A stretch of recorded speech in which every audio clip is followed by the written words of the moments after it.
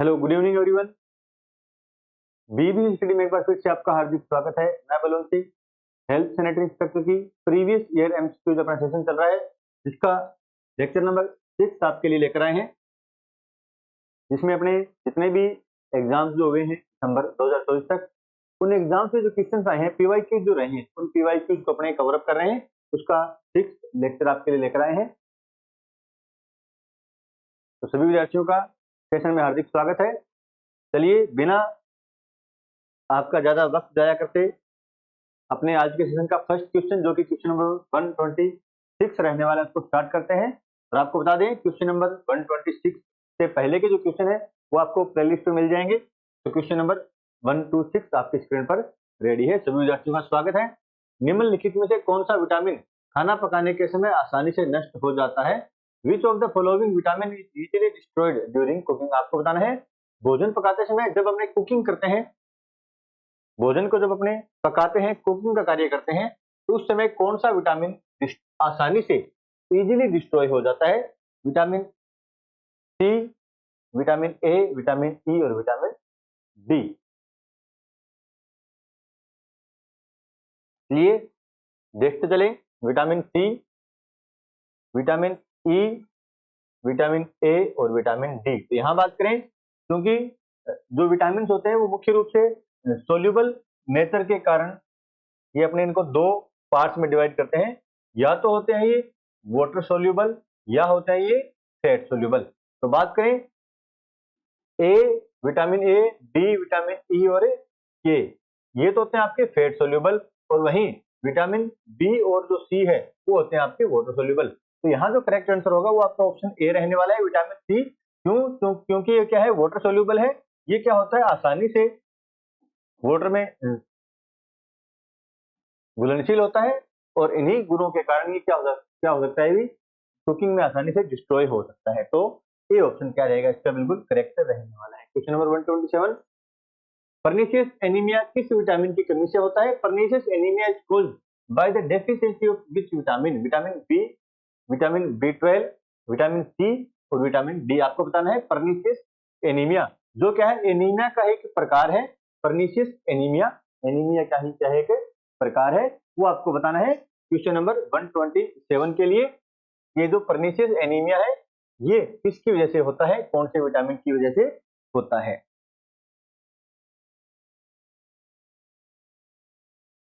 अब इसमें pernicious anaemia में होता क्या है, भी एक स्पेसिफिक जो विटामिन है जिसके बारे में यहाँ पूछा गया है, उस विटामिन को एब्जॉर्ब करने की जो क्षमता है वो क्या हो जाती है, कम हो जाती है, जिसकी वजह से क्या हो जाता है, भी जिसकी वजह से आरबीसी में क्या हो जाती है, कमी। एनीमिया का मतलब क्या होता है, आरबीसी में कमी होना।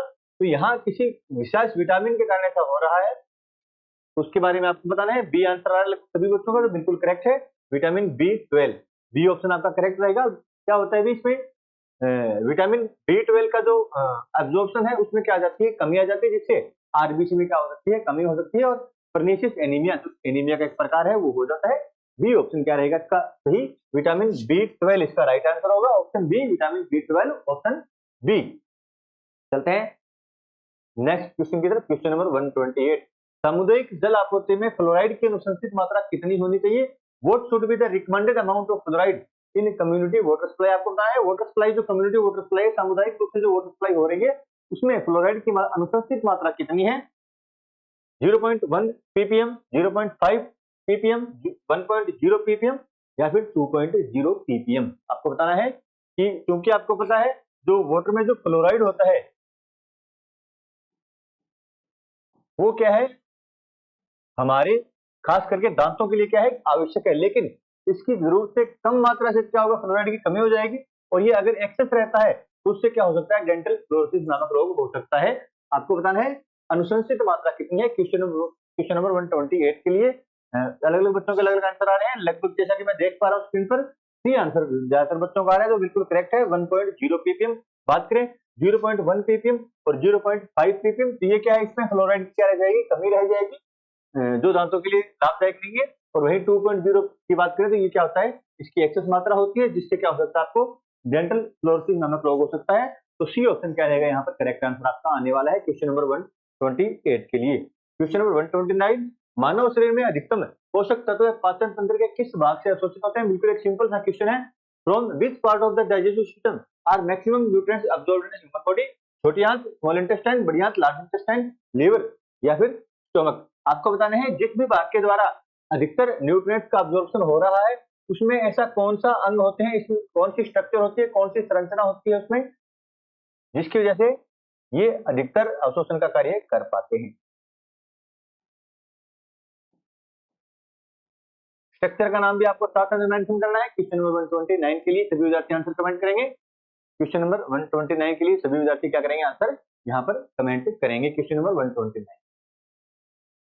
आकाश सोनी जी का ए आंसर आया है। संदीप दलाल जी क्या बोल रहे हैं सर? दोबारा बताएं क्या मैसेज किया आपने। क्वेश्चन नंबर 129 के लिए कमेंट करें सभी विद्यार्थी जल्दी जल्दी, फिर अपने चलते हैं अगले क्वेश्चन की तरफ। हर्ष रंजन जी का सी आंसर है 129 के लिए। यहां बात चल रही है, ध्यान दें क्वेश्चन को ढंग से पढ़े, यहां अवशोषित करने की बात चल रही है, अब्जॉर्प्शन की बात चल रही है। सरप्राइज बुक्स जो भी आपका नाम है ए ये आंसर दे रहे हैं। चलिए ज्यादा समय आपका यहाँ जाया नहीं करते हैं। ए आंसर क्या रहेगा? करेक्ट आंसर रहेगा स्मॉल इंटेस्टाइन ए। और इसमें क्या होता है? इसमें आपकी क्या होती है? विलाई या रसांकुर इसमें बने होते हैं। वो क्या करते हैं? अंगुलीनुमा प्रवर्ध होते हैं। छोटे हाथ के अंदर कुछ इस प्रकार की स्ट्रक्चर होती है, जो अंदरूनी भित्ति है वो इस प्रकार से अंदर की तरफ क्या होती है? वलित होती है, जिनको अपने क्या कहते हैं? विलाई कहते हैं। इन्हीं विलाई के द्वारा क्या होता है? अवशोषण की सतह को बढ़ा दिया जाता है और इससे क्या होता है भी? भोजन का अधिकतर अवशोषण यहाँ पर हो जाता है। क्वेश्चन नंबर 130 निम्नलिखित में से कौन से विटामिन वसा में घुलनशील है? ये क्योंकि थोड़ी देर पहले इसके बारे में चर्चा हो चुकी है तो इसमें अपने ज्यादा फोकस यहाँ पर नहीं करते हैं। निम्नलिखित में से कौन से विटामिन वसा में घुलनशील है? Which of the following vitamin are soluble in fat? Fat soluble का बताना था। तो विटामिन ए, डी, ई और के क्या होते हैं? ये फैट सोल्यूबल होते हैं। ये क्या है? आपके फैट सोल्यूबल है। वहीं विटामिन बी और जो सी है वो क्या होते हैं? आपके वाटर सोल्यूबल होते हैं। विटामिन बी और सी क्या होते हैं? आपके वाटर सोल्यूबल होते हैं।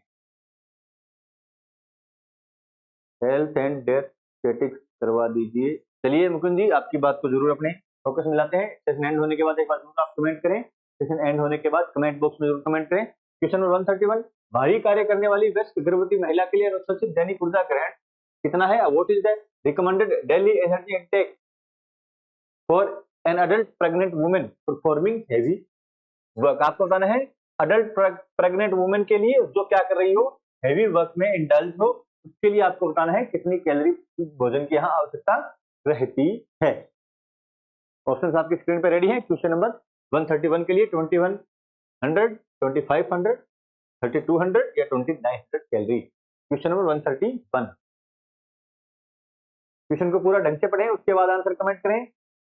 प्रेग्नेंट वुमेन का पूछते तो बी ऑप्शन आपका यहाँ सही हो जाता। यहाँ पूछा है हेवी वर्क करने के लिए तो सी ऑप्शन क्या रहेगा? 3200 कैलोरी आपका क्या रहेगा? यहाँ पर करेक्ट आंसर रहने वाला है सी ऑप्शन। सी ऑप्शन बिल्कुल करेक्ट है। जिन बच्चों ने सी आंसर दिया बिल्कुल करेक्ट है। क्वेश्चन नंबर 132 निम्नलिखित से स्थूल पोषक तत्व है। आपको बताना है मैक्रोन्यूट्रिएंट्स। मैक्रोन्यूट्रिएंट्स कौन से होते हैं? जिनकी हमें भोजन में ज्यादा मात्रा में आवश्यकता होती है, अधिक मात्रा में भोजन में चाहिए, एक्सेस में भोजन में चाहिए, तो वो होते हैं मैक्रो। जिनकी कम आवश्यकता होती है वो होती है माइक्रो। आपको बताना है मैक्रोन्यूट्रिएंट्स कौन से हैं? प्रोटीन और वसा। प्रोटीन और वसा।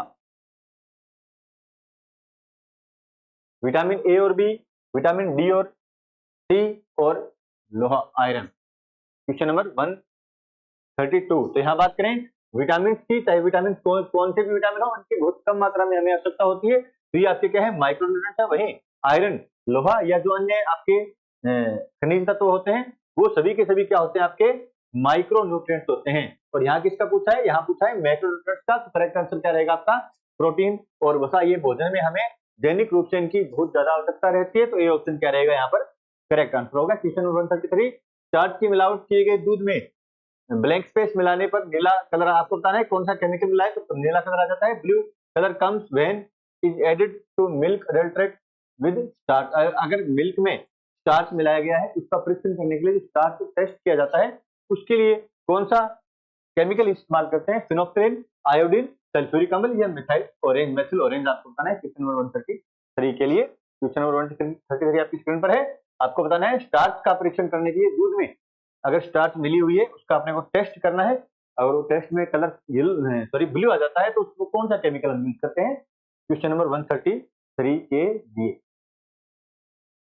मुकुंद जी का बी ऑप्शन है, अखिलेंद्र जी ए बता रहे हैं, पंकज जांगड़ा जी का बी आंसर है। जितने विद्यार्थी सेशन में जुड़े हैं उस सेशन को साथ साथ में लाइक जरूर करते चले।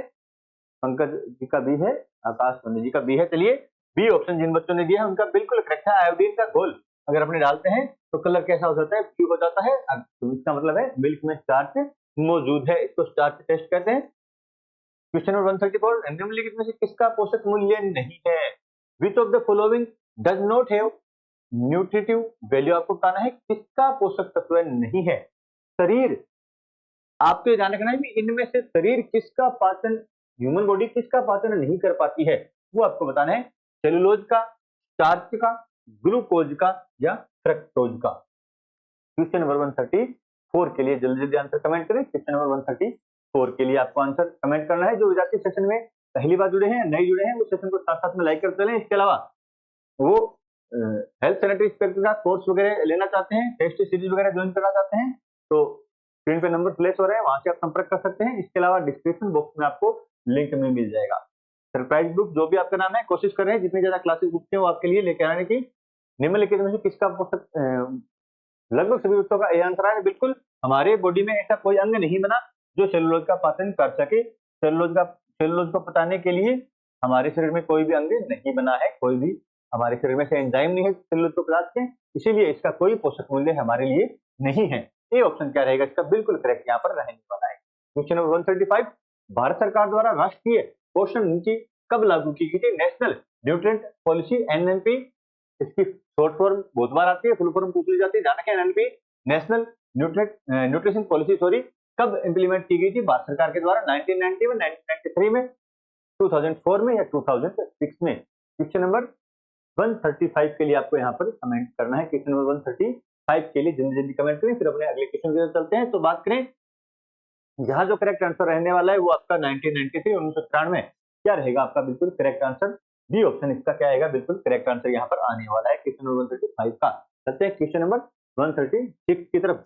जैव चिकित्सा अपशिष्ट प्रबंधन और हैंडलिंग नियमों के अनुसार अपशिष्ट सार को किस रंग के कंटेनर में डालना चाहिए? According to biomedical waste management and handling rules, in which colour container should waste sharp be put? आपको बताना है जो वेस्ट सार्प होते हैं, जो वेस्ट सार्प होते हैं, जैसे जो टूटे हुए ग्लासेस हो गए जो हमने यूज कर लिए हैं मेडिकल बायोमेडिकल में, उन्हें ग्लासेस वगैरह को किस में डालना चाहिए?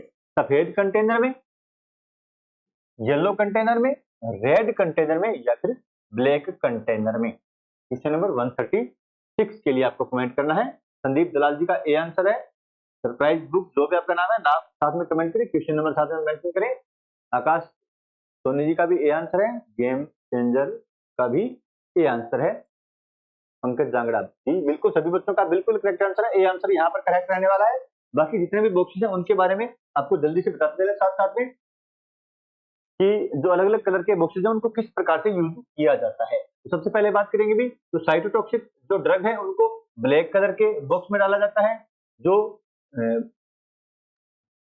सॉलिड जो वेस्ट है उनको अपने रेड कलर के बॉक्स में डालते हैं। जो पैथोलॉजिकल एनाटॉमिकल जो वेस्ट है आपके शरीर के अंग वगैरह, मांस वगैरह, बॉडी पार्ट वगैरह, उनको येलो में डालते हैं। वहीं इन्फेक्टेड जो प्लास्टिक है, सिरिंज होगी, ग्लव्स हो गए, प्लास्टिक वेस्ट हो गया, उसको अपने ब्लू में डालते हैं। और जो नीडल्स होगी, जो टूटे हुए ग्लास हो गए, उनको अपने व्हाइट कलर के कंटेनर में डालते हैं। तो ये कलर कोड हो गया आपके लिए बायोमेडिकल वेस्ट के संबंध में। क्वेश्चन नंबर 137, अपशिष्ट जल के लक्षण जानने हेतु कौन सा भौतिक मापदंड है? आपको बताना है फिजिकल पैरामीटर बताना है। क्या बताना है आपको? फिजिकल पैरामीटर बताना है। किसके लिए? अपशिष्ट जल के लक्षणों को जानने के लिए फिजिकल पैरामीटर। तो बात करें कार्बनिक यौगिक तो ये फिजिकल नहीं है, क्या है आपका? ये आपका केमिकल ऑर्गेनिक मैटर की बात चल रही है। तो ये आपका क्या आता है? केमिस्ट्री में इसको इंक्लूड किया जाता है। तो ये केमिकल प्रॉपर्टीज है, फिजिकल प्रॉपर्टीज नहीं है। बायोलॉजिकल ऑक्सीजन इन डिमांड, यहाँ भी किसकी बात चल रही है? ऑक्सीजन की बात चल रही है। ये भी क्या है आपका? केमिकल प्रॉपर्टी है। उसके बाद केमिकल ऑक्सीजन, यहाँ नाम में केमिकल दे दिया, ये भी क्या है आपकी? केमिकल प्रॉपर्टी है। घनत्व और श्यानता ये क्या रहेगी? आपका फिजिकल प्रॉपर्टी यहाँ पर रहेगी। डी ऑप्शन क्या हो गया क्वेश्चन नंबर 137 के लिए? डी ऑप्शन बिल्कुल करेक्ट यहाँ पर रहने वाला है। चलते हैं आज के सेशन के अगले क्वेश्चन की तरफ। क्वेश्चन नंबर 138 आपकी स्क्रीन पर। पानी में मल संदूषण का सबसे विश्वसनीय प्रमाण किसके द्वारा किया गया है?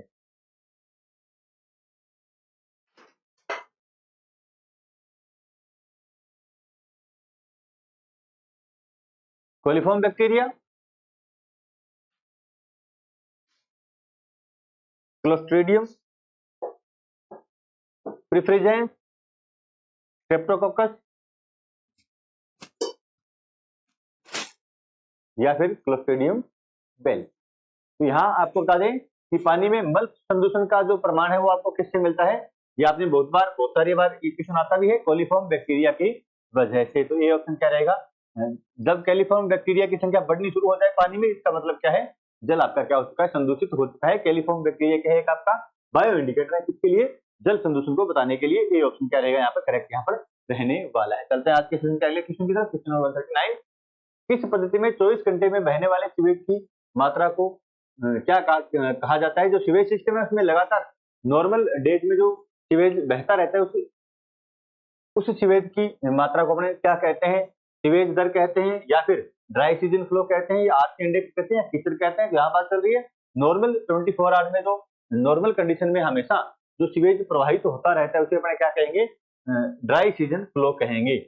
शुष्क मौसम का प्रवाह है उसको अपने कहते हैं ड्राई सीजन फ्लो इसको कहा जाता है। बी ऑप्शन क्या रहेगा यहाँ पर आपका करेक्ट रहने वाले है। बी ऑप्शन, सीवेज दर नहीं कहते, शुष्क मौसम का प्रवाह कहते हैं, ड्राई सीजन फ्लो इसको कहा जाता है। क्वेश्चन नंबर 140, निम्नलिखित में से एक के अलावा बाकी सभी स्वास्थ्य सेवा की श्रेणी में आते हैं। All except one of the following fall under the category of health care waste. Health care waste में कौन कौन से एक नहीं आता, बाकी सारे आते हैं। तो बात करें साफ की, तो ये आपको बायोमेडिकल वेस्ट में देखने को मिलता है। तो ये आपका क्या है?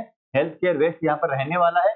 यहाँ पूछा है कौन सा नहीं है, तो ये आपका हेल्थ केयर वेस्ट यहाँ पर रहने वाला है। वही बात करें केमिकल वेस्ट की, तो ये तो हेल्थ केयर वेस्ट में केमिकल वेस्ट तो आपको मिलेगा ही मिलेगा। इसी प्रकार पैथोलॉजिकल वेस्ट, ये भी हो गया अपने एनाटॉमिकल या पैथोलॉजिकल वेस्ट, ये भी क्या हो गया आपके बायोलॉजिकल वेस्ट की श्रेणी में, इसको हेल्थ केयर वेस्ट की श्रेणी में इसको गिना जाता है। नाइट सॉइल, नाइट सॉइल क्या हो गया आपका? मलमूत्र हो गया। ये क्या है आपका? हेल्थ केयर वेस्ट नहीं है। यही आपसे पूछा गया है कौन सा हेल्थ केयर वेस्ट नहीं है। आपको डी ऑप्शन क्या करना है? बिल्कुल करेक्ट यहाँ देखना है। डी ऑप्शन क्या रहेगा आपका करेक्ट रहेगा। क्वेश्चन नंबर 141, ब्लैंक स्पेस निर्धारित करने के लिए ऑर्थो टोलोडाइन टेस्ट किया जाता है। आपको बताना है ऑर्थो टोलोडाइन टेस्ट किसके लिए किया जाता है? ओटी जो टेस्ट होता है वो किसके लिए किया जाता है? जल में क्या देखने के लिए किया जाता है? तो ओटी जो टेस्ट होता है वो आपको पता है बार बार ये क्वेश्चन बहुत सारे एग्जाम में रिपीट होता है। कई बार इस टेस्ट का नाम पूछ लिया जाता है, कई बार इस टेस्ट का काम पूछ लिया जाता है। तो यहाँ नाम देके काम पूछा है, कई बार काम देके नाम पूछ लेते हैं। आपको बताना है क्वेश्चन नंबर 141 के लिए ओटी जो टेस्ट है वो किसके लिए होता है? क्या वो पानी में मुक्त और सिर्फ क्लोरीन की मात्रा देखने के लिए होता है? क्या वो नाइट्राइट्स देखने के लिए होता है? क्या वो नाइट्रेट्स देखने के लिए होता है? या फिर वो अमोनिया की मात्रा देखने के लिए होता है? बिल्कुल, जो ओटी टेस्ट होता है वो किसके लिए होता है? क्लोरीन की मात्रा देखने के लिए होता है। क्लोरीनीकरण के बाद क्लोरीन की मात्रा को निर्धारित करने के लिए ये टेस्ट किया जाता है। ए ऑप्शन क्या रहेगा? बिल्कुल करेक्ट रहेगा। अखिलेंद्र जी, सावित्री जी, आकाश जी, मुकुंद जी, गेम चेंजर, दीपक शर्मा, पंकज जांगड़ा, सबका आंसर बिल्कुल करेक्ट है। क्वेश्चन नंबर 142, साइटोटॉक्सिक दवा का निपटान किसमें किया जाता है? क्योंकि हमने थोड़ी देर पहले एक स्लाइड में सारा का सारा सिस्टम हमने उसमें देखा था, तो यहाँ ज्यादा आपका समय बर्बाद करने की मुझे आवश्यकता में प्रतीत होती नहीं है। तो उसमें आपने देखा था सबसे पहला जो ऑप्शन था ब्लैक बेका, वो किसका था? साइटोटॉक्सिक जो ड्रग्स थे उनका था। हाँ जी अक्षय जी, आपका बिल्कुल करेक्ट आंसर। लास्ट क्वेश्चन का क्वेश्चन नंबर 142 का ऑप्शन क्या रहेगा? डी रहेगा। इसके बारे में हम चर्चा पहले ही कर चुके हैं। क्वेश्चन नंबर 143, समुद्रजड़क जो परत है, जो मल स्तर है, किसको संदर्भित करता है? व्हाट डज द समुद्रजड़क लेयर रेफर? पानी में पीने के पानी में निलंबित पदार्थों की, suspended matters in drinking water, पीने के पानी में शैवाल की, एल्गी के बारे में, या फिर रेत तल फिल्टर की सतह पर फिटकरी का प्रवाह है, या फिर जो आपका सैंड फिल्टर है उसमें शैवाल, पलवक, diatom, bacteria, algae, plankton, diatoms and bacteria on the surface of bottom sand filter. तो यहाँ बात करें जो आपका मल स्तर है, समुद्रजड़क जो लेवल है वो किसको बताता है? आपका एल्गी, प्लंकेट, डाइटम्स और जो बैक्टीरिया है उनके स्तर को बताता है। डी ऑप्शन क्या रहेगा आपका यहाँ पर करेक्ट रहने वाला है। 143 का डी ऑप्शन क्या रहेगा आपका करेक्ट रहेगा। क्वेश्चन नंबर 144, मृदु जल में कठोरता का स्तर कितना होना चाहिए? The level of hardness in soft water is, आपको बताना है 1 से कम, 2 से 3 के बीच, 3 से 6 या 6 से अधिक। क्वांटिटी बतानी है आपको मृदु जल में कठोरता का स्तर। क्वेश्चन नंबर 144 के लिए जो कैल्शियम और जो मैग्नीशियम के जो आयन होते हैं उनकी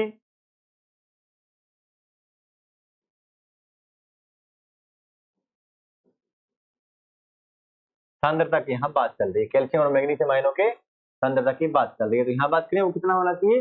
1 से कम होना चाहिए। ए ऑप्शन क्या रहेगा बिल्कुल करेक्ट आंसर रहेगा। ए ऑप्शन सभी बच्चों का ए ऑप्शन क्या है बिल्कुल करेक्ट है। क्वेश्चन नंबर 144 के लिए। क्वेश्चन नंबर 145, संयुक्त राष्ट्र अंतर्राष्ट्रीय बाल आपातकालीन फंड यूनिसेफ किसी एक को छोड़कर सभी को फंड उपलब्ध कराते हैं। United Nation International Children's Emergency Fund, जो यूनिसेफ की फुल फॉर्म है, प्रोवाइड्स फंड टू ऑल, एक को छोड़कर बाकी सबको फंड। अब क्योंकि ये यूनिसेफ है तो बाल पोषण को ये फंड देती है, बाल स्वास्थ्य एजुकेशन को फंड देती है, वैक्सीनेशन जो बच्चों का आता है उसको फंड देती है, परिवार नियोजन को फंड नहीं देती है। तो डी ऑप्शन क्या रहेगा आपका बिल्कुल करेक्ट रहने वाला है। परिवार नियोजन को फंड नहीं देती है, तो डी ऑप्शन क्या रहेगा आपका यहाँ से करेक्ट रहने वाला है। डी ऑप्शन क्या रहेगा बिल्कुल करेक्ट। क्वेश्चन नंबर 46, अस्पतालों में मानव शारीरिक अंग अपशिष्टों को निपटान के लिए बैग की कलर कोडिंग क्या है? What is the colour coding of bag for disposing of human body parts waste in hospital? आपको बताना है what is the colour coding of bags for disposing human body parts waste in hospital. Hospital में तो ये भी हमने थोड़ी देर पहले इसके बारे में चर्चा कर ली थी। तो ये कौन सा बैग था? उसमें येलो कलर का, पीले रंग का जो होता है, उसमें पैथोलॉजिकल एनाटॉमिकल जो वेस्ट होते हैं वो आपके येलो कलर के बैग में रखे जाते हैं। तो क्वेश्चन नंबर 146 का ए ऑप्शन रहेगा। जहां तक रही बात मैराथन क्लासेस की, इस संडे को मैराथन क्लास आपके लिए जरूर आएगी, लेकिन उसके लिए आपको कमेंट सेक्शन में टाइमिंग कमेंट करनी होगी। किस टाइम आप मैराथन क्लास चाहते हैं वो टाइम आप कमेंट करेंगे, आपका प्रेफर्ड टाइम कमेंट करेंगे। उसके बाद उस पर अपने विस्तार से सोचेंगे और कोशिश करेंगे इसी संडे को आपके लिए मैराथन क्लास हम लेकर आए। रिफ्यूज निस्तारण का सबसे संतोषजनक तरीका क्या है आपको बताना है। What is the most satisfactory method of refuse disposal? आपको बताना है ऐसा कौन सा मेथड है जिसमें जब हम वेस्ट का डिस्पोजल निस्तारण करेंगे उसमें पर्यावरण को नुकसान क्या हो, कम से कम रोग होने के चांसेस कम से कम हो। तो डंपिंग, खाद के गड्ढे बनाना, भस्मीकरण या फिर नियंत्रित टिपिंग। तो यहाँ जो करेक्ट आंसर रहेगा वो आपका रहेगा कंट्रोल्ड टिपिंग, नियंत्रण टिपिंग, कंट्रोल्ड टिपिंग बिल्कुल करेक्ट आंसर है। इसमें क्या होता है भी, इसमें जो भी वेस्ट मटेरियल है उसको जमीन के अंदर खड्डे खोद के उस पर डाला जाता है, उसके ऊपर मिट्टी की अलग अलग परतें उसके ऊपर लगाई जाती है, उसको कवरअप अच्छे से कवरअप कर दिया जाता है ताकि वेस्ट बाहर नहीं आए। उसको अपने कहते हैं कंट्रोल्ड टिपिंग। इससे क्या होता है भी मल जो मच्छर मक्खी है उनके फैलने के चांसेस कम से कम होते हैं। तो डी ऑप्शन क्या रहेगा बिल्कुल यहाँ करेक्ट रहने वाला है। डी ऑप्शन क्या रहेगा बिल्कुल करेक्ट रहेगा। ट्राइज में जो काला रंग है वो क्या दर्शाता है? इन ट्राइज ब्लैक कलर रिप्रेजेंट। सबसे पहले बात कर लेते हैं ट्राइज की। ट्राइज होता क्या है? जो डिजास्टर मैनेजमेंट होता है उसमें कैजुअलिटी और जो लोगों को जो चोटें लगी हैं उस समय उनको अलग अलग कैटेगरी में डिवाइड किया जाता है। कौन ज्यादा गंभीर चोट किसको लगी है, किसको बिल्कुल कम चोट लगी है, किसको डेडली चोट लगी है, किसका रिकवर करना नामुमकिन है। तो इन सबको यहाँ पर अलग अलग कैटेगरी में डिवाइड किया जाता है, उसको अपने कहते हैं ट्राइएज। इसमें अलग अलग कलर कोड होते हैं। तो आपको बताना है काला रंग किसको इंडिकेट करता है। तो चलिए बात कर लेते हैं काले कलर की। तो ये बताता है कि कैजुअलिटी को बताता है। क्वेश्चन 148 के लिए ये बात रहेगी तो व्यक्ति मृत्यु को प्राप्त कर चुका है, जो मृत हो चुका है उसको अपने किस में इंडिकेट करते हैं? काले कलर में उसको इंडिकेट यहाँ पर किया जाता है। ट्राइज के बारे में थोड़ी सी इन्फॉर्मेशन आपको एडिशन दे देते हैं साथ साथ में। ट्राइज सिस्टम में क्या क्या होता है अभी देख लें, आपकी स्क्रीन पर रेडी है। सबसे पहले जो कलर कोड है, एक होता है इसमें रेड कलर कोड। तो रेड कलर कोड है वो क्या इंडिकेट करता है? हाई प्रायोरिटी ट्रीटमेंट और ट्रांसफर, जिनको सबसे ज्यादा प्रायोरिटी देने की ट्रीटमेंट ट्रांसफर करने के लिए, हायर अथॉरिटी के पास ट्रीटमेंट करने के लिए वो रेड कलर के उसमें उनको कलर कोड के हिसाब से उनको छांटा जाता है। येलो कलर में क्या करता है, क्या होता है भाई, इनमें रेड कलर के जो पेशेंट है उसके बाद मीडियम प्रायोरिटी के जाएंगे, माइनर सक्सेस वगैरह होते हैं। ग्रीन होता है भी इनको ये जो पेशेंट्स हैं इनको आगे माइनर इंजरीज में इनको आगे ट्रांसफर करने की जरूरत नहीं है। ब्लैक क्या होता है, भी जो डेड हो चुके हैं लोग उनके लिए होता है, या फिर जिनके बचने के कोई चांस नहीं है, उनकी बजाय इसकी तरफ ध्यान देने की आवश्यकता होती है सबसे ज्यादा। जो रेड जो कलर में उनको इंडिकेट किया जाता है उनकी तरफ ध्यान देने की आवश्यकता होता है। चलिए क्वेश्चन नंबर 149, विश्व स्वास्थ्य संगठन के अनुसार पेयजल के जल गुणवत्ता मानकों में निम्नलिखित में से कौन सी अभिमुखता शामिल है? According to the World Health Organisation, which of the following orientations are included in the water quality standard for drinking water? कि ड्रिंकिंग वाटर में आपको ध्यान रखना है भी किस किस चीजों की अपने को ध्यान रखने की आवश्यकता होती है, कि उसमें सबसे पहले आपको देखना है भी उसमें रेडियो एक्टिविटी नहीं होनी चाहिए, इसको ध्यान रखने की आवश्यकता है। उसमें माइक्रोबायोलॉजी माइक्रो जो सूक्ष्म जीव है, माइक्रोबायोम है, वो नहीं होनी चाहिए, उनका अपने को ध्यान रखने की आवश्यकता है। तो ए और बी, सी ऑप्शन क्या रहेगा इसका पर आपका बिल्कुल करेक्ट रहने वाला है। सी ऑप्शन क्या रहेगा यहाँ क्वेश्चन नंबर 149 के लिए सी ऑप्शन क्या रहेगा, बिल्कुल यहाँ करेक्ट रहने वाला है।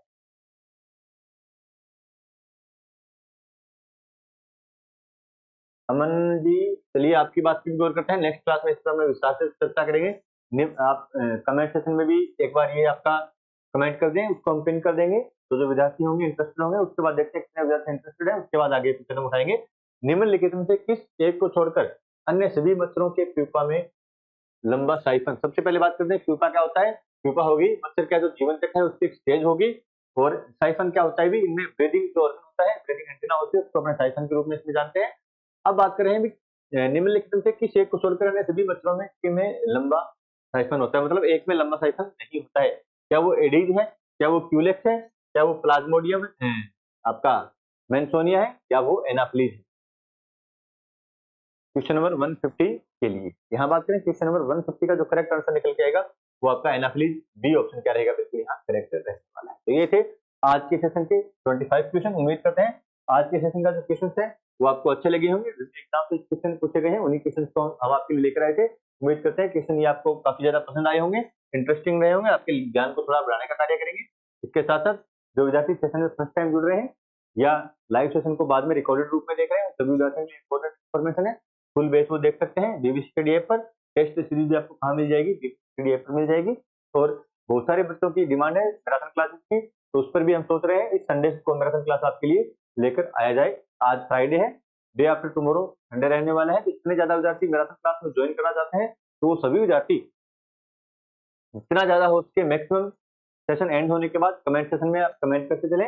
और जो जो विद्यार्थी डाउट ग्रुप की बात कर रहे थे वो भी एक बार डाउट ग्रुप कमेंट सेशन में अपना मैसेज जो भी आपकी इंक्वायरी है वो कमेंट कर दें, उसको हम पिन कर देंगे। उसके बाद देखते हैं कितने विद्यार्थी उसमें इंटरेस्ट रखते हैं, उसके बाद डाउट सेशन के बारे में अपने सोचेंगे। फिलहाल बात चल रही है किसकी, फिलहाल बात चल रही है आपके मैराथन क्लास की। तो मैराथन क्लास में जो जो विद्यार्थी ज्वाइन होना चाहते हैं वो क्या करेंगे, वो सेशन एंड होने के बाद कमेंट सेशन जब ओपन हो जाता है उसमें आप कमेंट करेंगे, मैक्सिमम ज्यादा संख्या में कमेंट करेंगे। उसके बाद अपने डिसाइड करते हैं कि सेशन संडे को किस टाइम भी साथ साथ जरूर मेंशन करें किस टाइम आप सेशन को देखना चाहते हैं। तो चलिए उम्मीद करते हैं आज का सेशन आपको पसंद आया होगा। अगर आपको सेशन पसंद आया है, अगर हमारी कोशिश आपको फायदेमंद लगती है, लाभप्रद लगती है, तो सेशन को साथ साथ में लाइक जरूर करते चलें। आपके जितने विद्यार्थी हैं सभी के साथ ये क्या करेंगे, आप साझा करेंगे।